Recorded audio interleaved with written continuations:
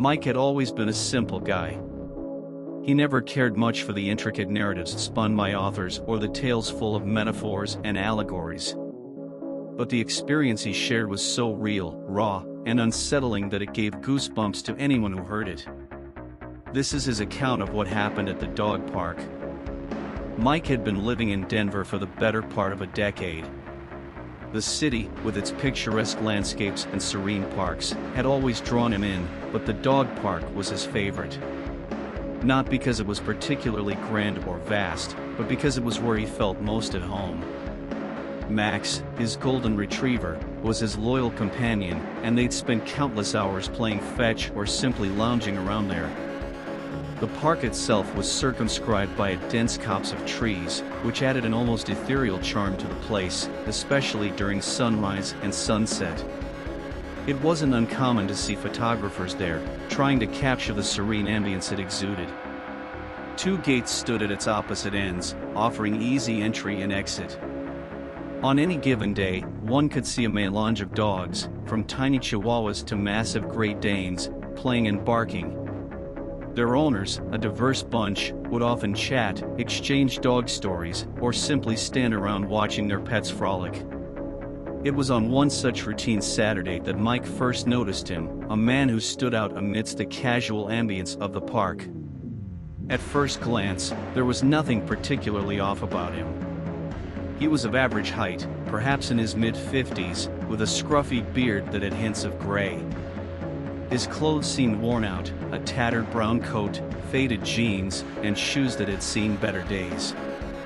But it wasn't his appearance that caught Mike's attention. It was the fact that he stood at the periphery of the park, eyes darting around, hands tucked deep into the pockets of his coat. He didn't have a dog with him, and he wasn't engrossed in any conversations. He was just watching. Occasionally, he'd take out a small notebook from his pocket, scribble something, and then continue observing. Mike tried to brush off the uneasy feeling. Perhaps the man was a writer or an artist, drawing inspiration from the park's atmosphere. People in Denver had varied hobbies, after all. Days turned into weeks, and Mike began to see the man more frequently. Each time, he was doing the same thing, watching, scribbling, and then leaving without interacting with anyone. Curiosity got the better of Mike, and one day he decided to approach him. As he neared, he noticed that the man's eyes, a deep shade of blue, had an intensity to them. They locked onto Mike's with a mix of surprise and caution. "Hey there," Mike began, trying to sound casual. "I've noticed you around the park quite a bit. Just curious, are you an artist or a writer? You always seem so deep in thought." The man's lips twitched into what could be considered a half-smile. "Neither," he replied in a voice that was low and gravelly, "I just like to watch." Mike wasn't sure how to continue the conversation. There was something about the man's demeanor, something he couldn't put his finger on, that made him uneasy. After what felt like an eternity, he simply nodded, muttered a quick "all right then," and retreated back to Max. That night, as he tried to sleep, Mike's mind kept going back to the man at the park. Who was he? Why was he always there, watching? And, most importantly, what did he jot down in that notebook? The following weekend, Mike headed to the park as usual. Armed with a sense of resolve, he had made up his mind to uncover the mystery of the man with the notebook. This wasn't just about his own curiosity anymore. Other park regulars had begun to notice the man's presence too, and whispers about the watcher of the dog park had started circulating. Arriving early, Mike chose a bench that offered a good vantage point, allowing him to both observe the man and, more importantly, stay unnoticed. He didn't have to wait long.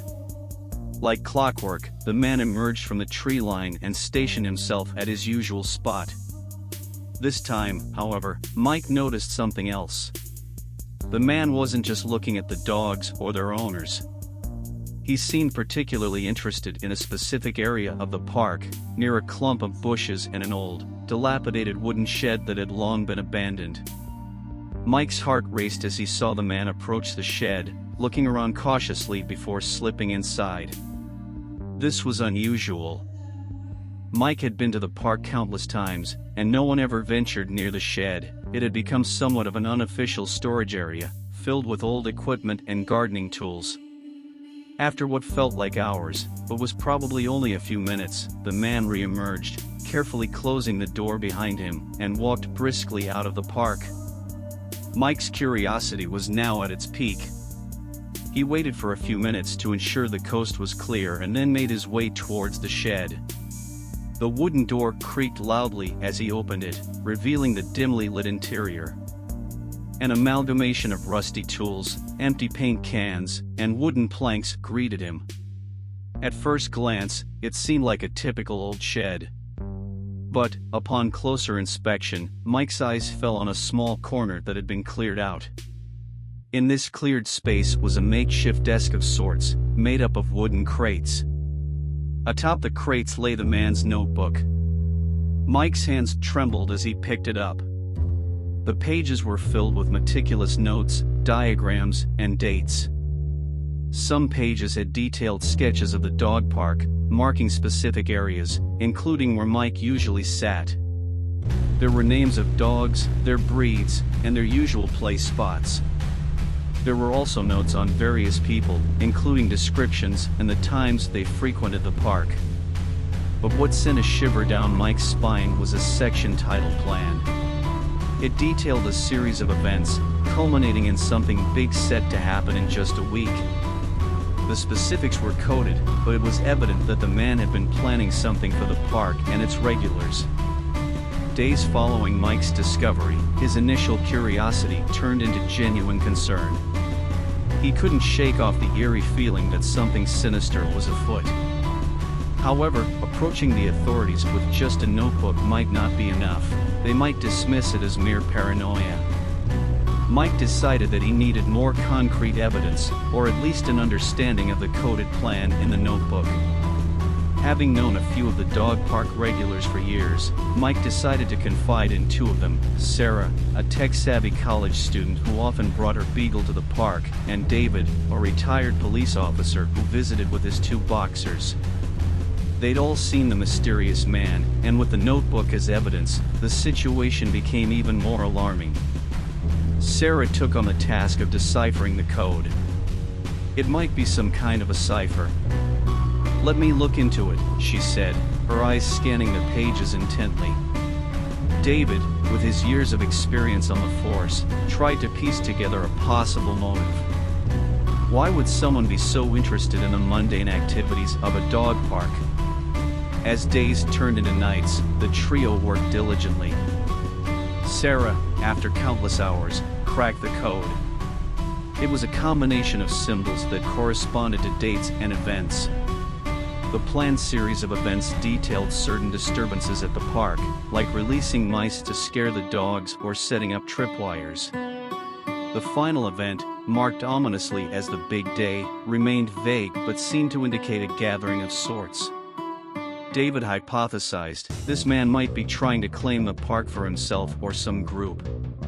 Disrupting the peace, scaring off the regulars, might be a way to make that happen. The three of them knew they needed to act. They decided to discreetly inform other regulars of the potential threat and organize a watch group. This way, they could keep an eye on the man and gather evidence of any wrongdoing. The following days saw the park regulars in a new light. There was a newfound camaraderie among them. They discreetly kept tabs on the mysterious man, documenting his actions, especially during times outlined in his plan. True to the notebook's details, small disruptions started to occur. First, a group of rats was released, causing a frenzied reaction among the dogs and their owners. Then, tripwires, which David fortunately detected and removed before anyone got hurt. The evidence against the man was mounting, but they were bracing themselves for the big day, whatever it entailed. The date of the big day loomed ominously over the park regulars. They had discreetly prepared, with more people staying at the park longer, everyone vigilant and cautious. Mike, Sarah, and David had coordinated a plan to ensure that at least one of them was always at the park during its operating hours. 2 days before the scheduled date, the mysterious man's visits became more frequent. He seemed anxious, frequently checking the area around the shed and scribbling more notes. While Mike and the group didn't want to jump the gun, David stressed the importance of preemptive action. We need to confront him before he makes a move. We have enough evidence, and with my connections at the precinct, we can get him detained for questioning, David proposed. Sarah, however, had reservations. It's too risky to approach him directly. We don't know if he's armed or if there are others involved. We need a more discreet approach. After much deliberation, they decided on a plan. Sarah had a friend who specialized in surveillance equipment. With her help, they set up hidden cameras around the park, focusing on areas the man frequented, especially the shed. The idea was to capture more concrete evidence that could be presented to the authorities. The eve of the big day was restless for everyone involved. Mike barely slept, haunted by the possibility of what could transpire the next day. Morning dawned, and the park was unusually quiet. The air was thick with tension. By noon, the man had not shown up, which was odd given his recent frequent visits. The park's regulars, in the know, were on high alert, anticipating his arrival. Around mid-afternoon, Mike noticed a group of unfamiliar faces entering the park. They spread out, taking positions at various strategic points. They didn't have dogs and were clearly not there to relax. Alarm bells rang in Mike's head. These were the man's associates. David, sensing the gravity of the situation, discreetly informed the regulars to start evacuating the park without causing a panic. Meanwhile, Sarah activated the surveillance system to record everything. Suddenly, a commotion erupted near the shed. The man, with a few of his associates, was trying to forcefully open the door. From his hiding spot, Mike saw something horrifying. Inside the shed were stacks of canisters connected to timers. The realization hit him like a ton of bricks. The shed was rigged with some kind of explosive. Without thinking, Mike sprinted towards them, shouting, trying to draw their attention away from the shed. The park erupted in chaos. Dogs barked ferociously, people screamed, and amidst the mayhem, the mysterious man and his group started to flee. Mike, with adrenaline pumping, managed to tackle one of the associates, while David, using his old police training, subdued another. The dog park, which had always been a haven of joy and laughter, was now a scene of pandemonium. The canisters in the shed, which Mike had thought were explosives, were releasing a thick, noxious smoke. It wasn't lethal, but it was enough to cause severe coughing fits and disorientation. David, with the help of a few other regulars, ushered people to safety, guiding them away from the smoke and out of the park. Sarah, using her phone, quickly dialed 911, informing them of the situation and stressing the urgency. The mysterious man and most of his associates had fled, but Mike and David had managed to detain two. They were both disheveled, with panic evident in their eyes.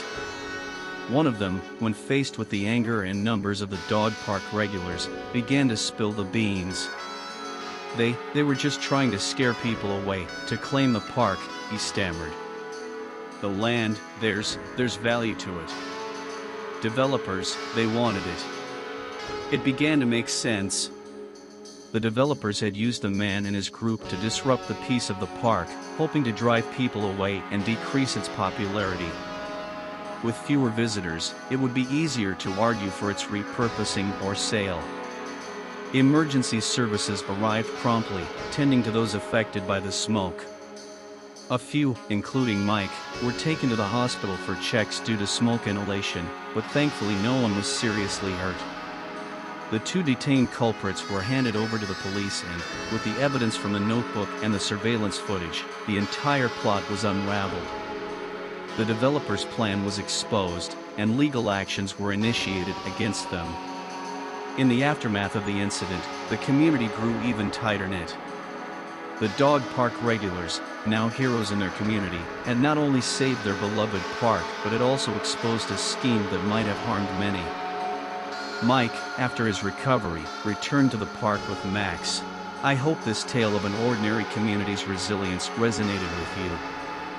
If you want to hear more real-life stories that make your heart race, please hit that like button and drop a comment below. And don't forget to subscribe to Sacred Scream Sanctum for more content like this. Your support means the world. Until next time, take care.